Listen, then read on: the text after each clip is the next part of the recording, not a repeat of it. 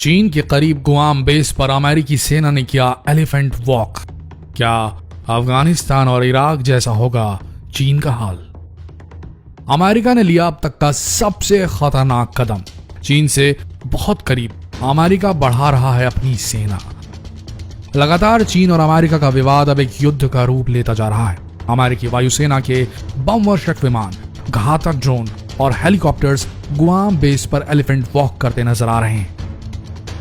ऐसा माना जा रहा है कि इस शक्ति प्रदर्शन के जरिए अमेरिका चीन को यह समझाना चाह रहा है कि कुछ भी गलत करने से पहले चीन 10 बार सोच ले। अमेरिका और चीन के बीच काफी लंबे समय से विवाद चल रहा है और यह विवाद कोरोना काल से शुरू हुआ है। अमेरिका और कई अन्य देश ये मानते हैं कि कोरोना वायरस चीन की उत्पत्ति है, लेकिन चीन इसे शुरू से नकारता आ रहा है। विवाद तब शुरू हुआ जब अमेरिकी राष्ट्रपति डोनाल्ड ट्रंप ने कोरोना वायरस को चीनी वायरस कहा था। इस बात से चीन के राष्ट्रपति काफी नाराज हुए थे और उन्होंने इसे चीनी वायरस कहने पर विरोध जताया था। डोनाल्ड ट्रंप अभी तक ये साबित नहीं कर पाए कि वायरस चीन से ही आया है, लेकिन डोनाल्ड ट्रंप इस वायरस को लगातार चीनी वायरस कहते आ रहे हैं। बस इसी बात से चीन और अमेरिका में लगातार तनाव बढ़ता जा रहा है। तनाव इतना बढ़ गया है कि दोनों देश एक दूसरे पे लगातार इल्जाम लगाते आ रहे हैं। अमेरिका का कहना है कि चीन ने यह वायरस अपनी लेबोरेटरी में बनाया है और पूरी दुनिया में इसे फैलाया है। इस तरह की तनातनी का माहौल चल ही रहा था।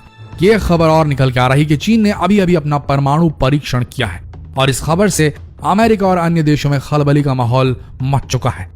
इस खबर से अमेरिका ने कहा है, जब दुनिया के सारे देश चीनी कोरोना वायरस के चलते लाशें गिनने के दर्द में डूबे हुए हैं, तब अपने देश से कोरोना से पल्ला झाड़कर चीन न्यूक्लियर टेस्टिंग कर पूरी दुनिया को बताने में लगा है कि वो कितना ताकतवर है। जैसे ही यह खबर मिली कि चीन ने परमाणु परीक्षण किया है, अमेरिका ने इस झुंझलाहट में एक बड़ा कदम उठा लिया है। चीन के सबसे पास अपने एंडरसन एयर बेस, जो कि चीन से महज 4000 किलोमीटर की दूरी पर है, वहां के गुआम बेस पर एलिफेंट वॉक शुरू कर दिया है। आपको बता दें कि एलिफेंट वॉक सेना की वो प्रक्रिया होती है जब वायुसेना को यह लगता है कि कोई शत्रु देश उस पर हमला करने वाला है, तब एयरफोर्स अपने लड़ाकू विमानों को ऐसे फॉर्मेशन में खड़ा करता है कि वे बेहद कम समय में हमला करने में सक्षम हो जाएं। और इसी फॉर्मेशन को एलिफेंट वॉक कहा जाता है और अमेरिका ने इस वॉक को परमाणु टेस्टिंग की खबर आते ही शुरू कर दिया है।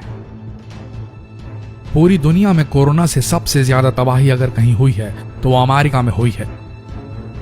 अमेरिका में अब तक 7 लाख से ऊपर लोग संक्रमित हो चुके हैं और 32,000 से ऊपर लोग मारे जा चुके हैं। इतनी बड़ी तादाद में लोगों को मरना किसी भी देश के लिए बहुत खतरनाक और दुखदायी स्थिति है। अमेरिका शुरू से ही मानता आ रहा है कि कोरोना वायरस को चीन ने ही फैलाया है और इसी बात को लेकर इन दोनों देशों में तकरार चली आ रही है। लेकिन परमाणु परीक्षण की बात सुनकर अमेरिका तिलमिला उठा है और उसे यह लग रहा है कि चीन पहले कोरोना वायरस से और अब परमाणु बम से इस दुनिया को खत्म कर देना चाह रहा है ताकि वो पूरी दुनिया का सुपर पावर बन सके। और इसी आपाधापी में अमेरिका ने चीन के समीप अपना एलिफेंट वॉक शुरू कर दिया है।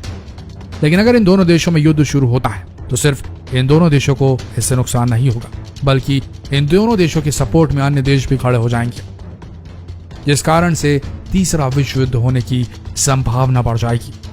चीन एक ऐसा देश है जो अपने बहुत से प्रोडक्ट्स बाकी अन्य देशों को एक्सपोर्ट करता है और बहुत से ऐसे देश हैं जो चीन के इन प्रोडक्ट्स पर निर्भर हैं। वहीं अमेरिका एक सुपर पावर देश है जिसकी करेंसी लगभग हर देशों में चलाई जाती है और इन दोनों शक्तिशाली देशों में युद्ध होता है अगर, तो दुनिया का क्या हाल होगा इसकी कल्पना करना मुश्किल है। अमेरिका लंबे समय से अपने मजबूत इकोनॉमिक स्ट्रक्चर की वजह से बाकी देशों पर हावी होता आ रहा है। इसी तरह अमेरिका ने अफगानिस्तान में ओसामा को घर में घुस कर मारा था, लेकिन इस वजह से पूरा अफगानिस्तान तबाह हो गया था। लेकिन चीन को लेकर अमेरिका की क्या प्रतिक्रिया होगी ये कह पाना थोड़ा मुश्किल है। गुआम बेस पर बढ़ती अमेरिकी फौज एक तीसरे विश्व युद्ध का आगाज कर सकती है।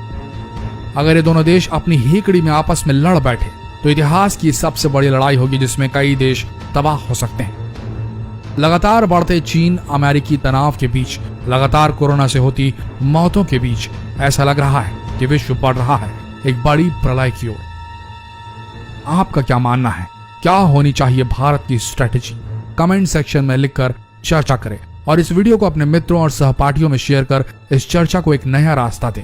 शेयर कीजिए व्हाट्सएप पर, फेसबुक पर, बने रहिए हमारी इस पेज पर लेटेस्ट अपडेट्स के लिए। धन्यवाद।